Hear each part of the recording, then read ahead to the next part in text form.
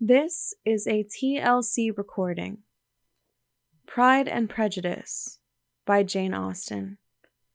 Chapter 58.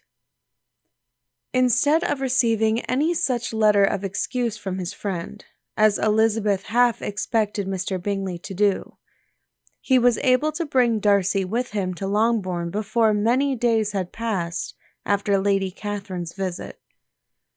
The gentleman arrived early, and before Mrs. Bennet had time to tell him of their having seen his aunt, of which her daughter sat in momentary dread, Bingley, who wanted to be alone with Jane, proposed their all walking out.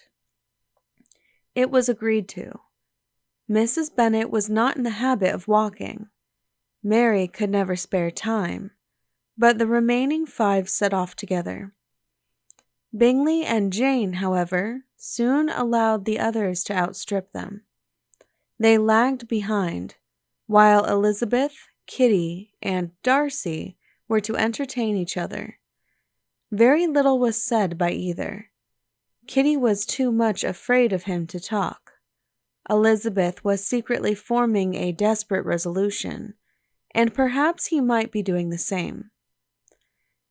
They walked towards the Lucases, because Kitty wished to call upon Maria, and as Elizabeth saw no occasion for making it a general concern, when Kitty left them she went boldly on with him alone.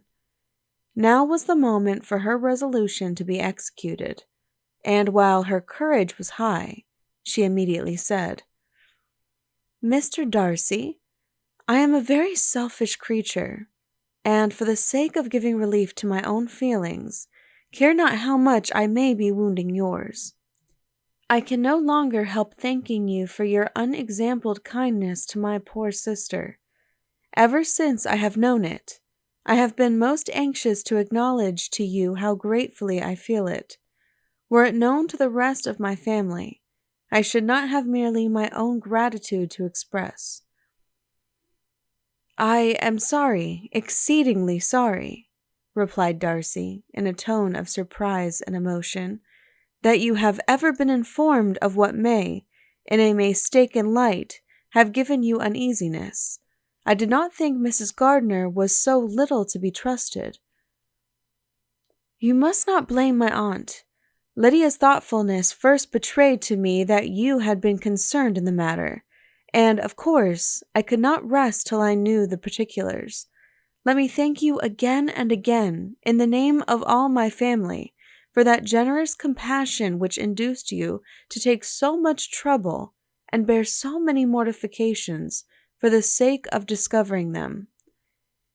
"If you will thank me," he replied, "let it be for yourself alone, that the wish of giving happiness to you might add force to the other inducements which led me on.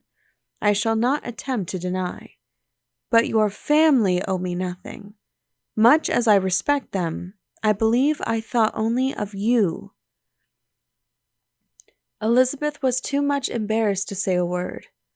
After a short pause, her companion added, "You are too generous to trifle with me. If your feelings are still what they were last April, tell me so at once.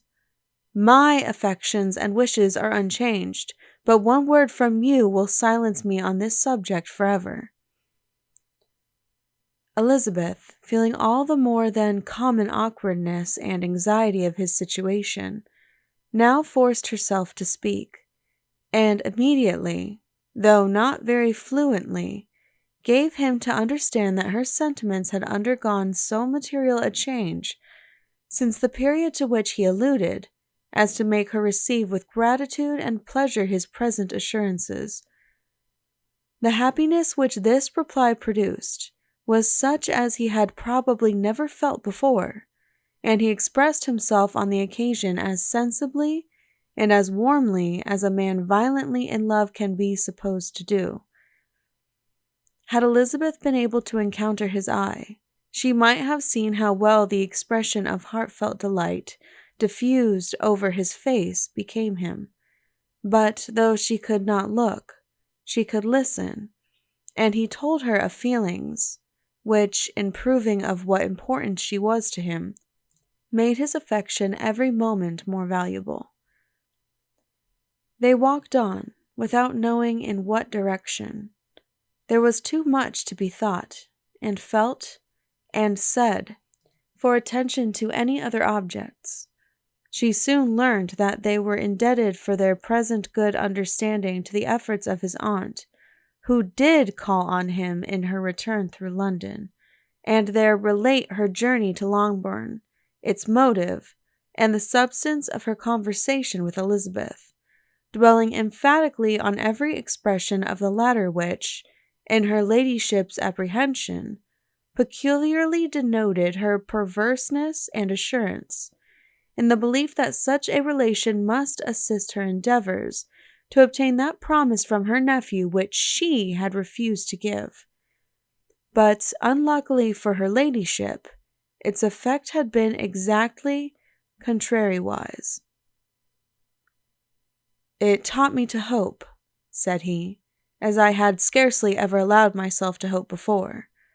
I knew enough of your disposition to be certain that, had you been absolutely, irrevocably decided against me, you would have acknowledged it to Lady Catherine, frankly and openly." Elizabeth coloured and laughed as she replied, "Yes, you know enough of my frankness to believe me capable of that.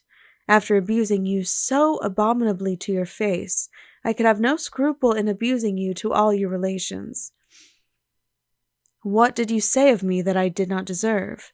For though your accusations were ill-founded, formed on mistaken premises, my behaviour to you at the time had merited the severest reproof. It was unpardonable. I cannot think of it without abhorrence." "We will not quarrel for the greater share of blame annexed to that evening," said Elizabeth. "The conduct of neither, if strictly examined, will be irreproachable, but since then we have both, I hope, improved in civility. I cannot be so easily reconciled to myself. The recollection of what I then said, of my conduct, my manners, my expressions during the whole of it, is now and has been many months inexpressibly painful to me. Your reproof, so well applied, I shall never forget. Had you behaved in a more gentlemanlike manner, those were your words. You know not, you can scarcely conceive how they have tortured me, though it was some time, I confess, before I was reasonable enough to allow their justice. I was certainly very far from expecting them to make so strong an impression. I had not the smallest idea of their being ever felt in such a way. I can easily believe it. You thought me then devoid of every proper feeling. I am sure you did. The turn of your countenance I shall never forget, as you said that I could not have addressed you in any possible way that would induce you to accept me. Do not repeat what I then said. These recollections will not do at all. I assure you that I have long been most heartily ashamed of it." Darcy mentioned his letter. "Did it," said he, "did it soon make you think better of me? Did you, on reading it, give any credit to its contents?" She explained what its effect on her had been, and how gradually all her former prejudices had been removed. "I knew," said he, "that what I wrote must give you pain, but it was necessary. I hope you have destroyed the letter. There was one part especially, the opening of it, which I should dread your having the power of reading again. I can remember some expressions which might justly make you hate me. The letter shall certainly be burnt, if you believe it essential to the preservation of my regard, but though we have both reason to think my opinions not entirely unalterable, they are not, I hope, quite so easily changed as that implies."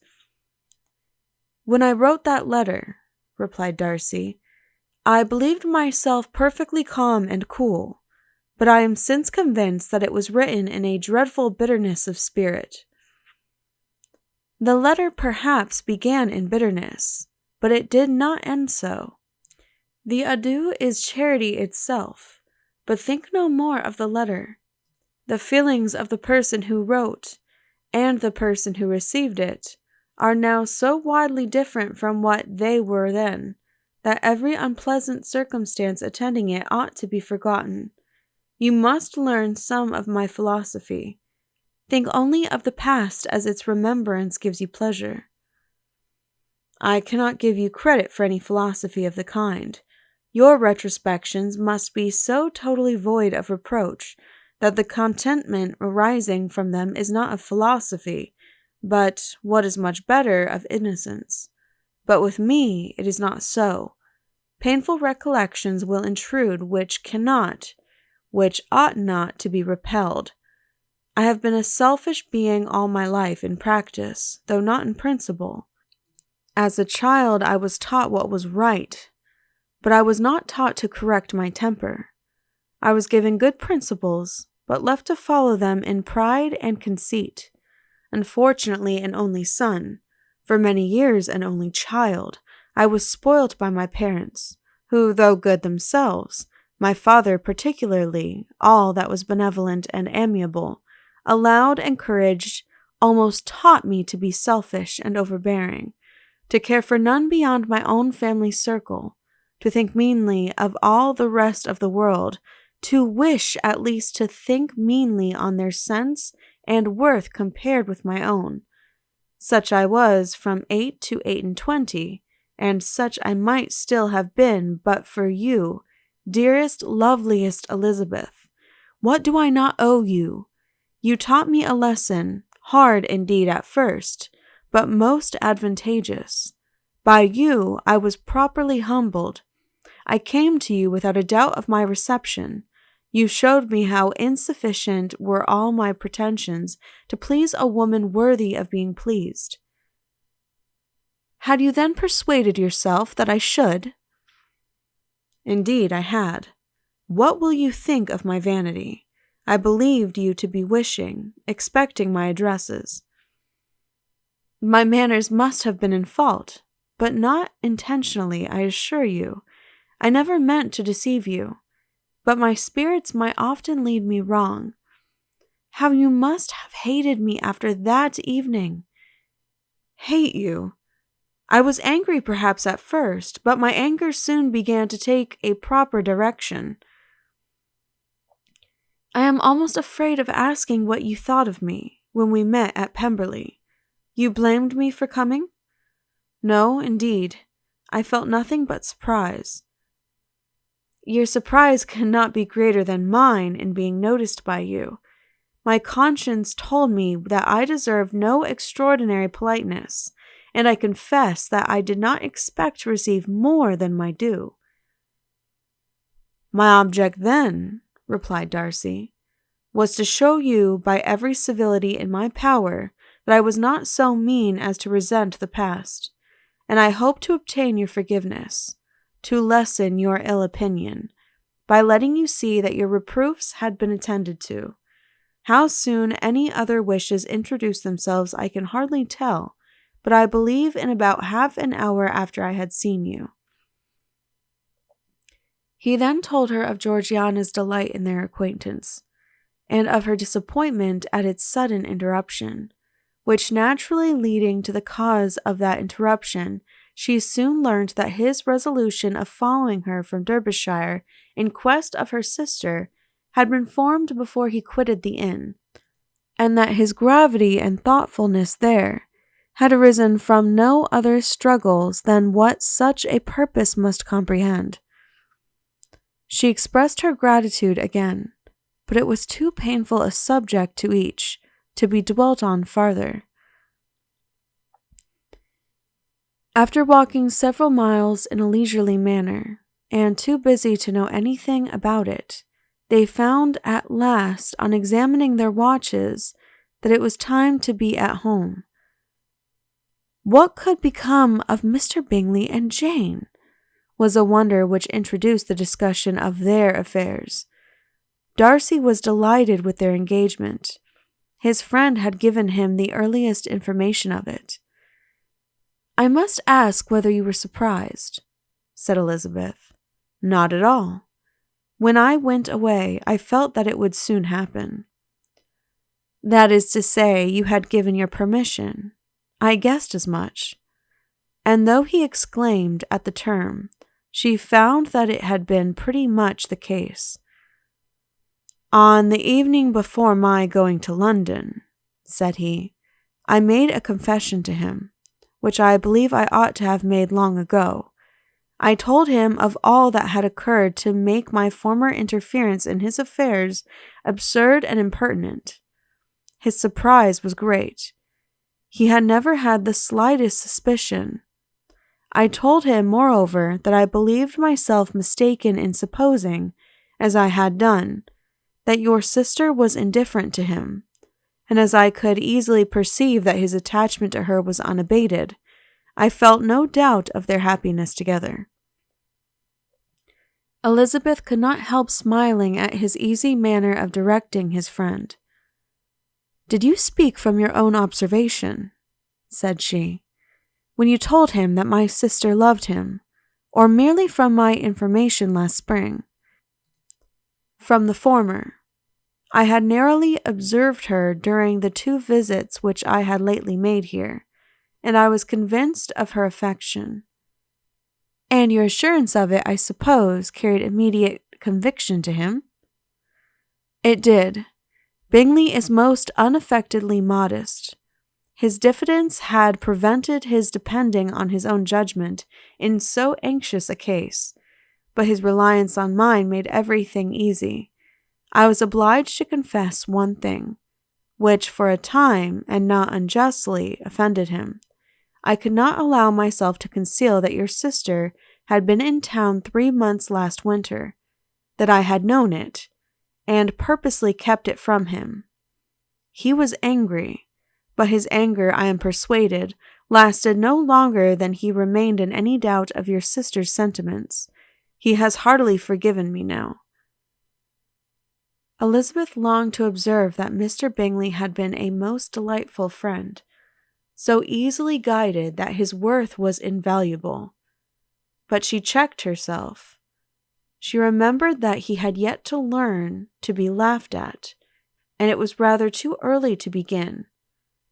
In anticipating the happiness of Bingley, which of course was to be inferior only to his own, he continued the conversation till they reached the house. In the hall they parted. End of chapter 58. Please click the link below to continue on to chapter 59. This has been a TLC recording. Thank you so much for listening, and please be sure to subscribe.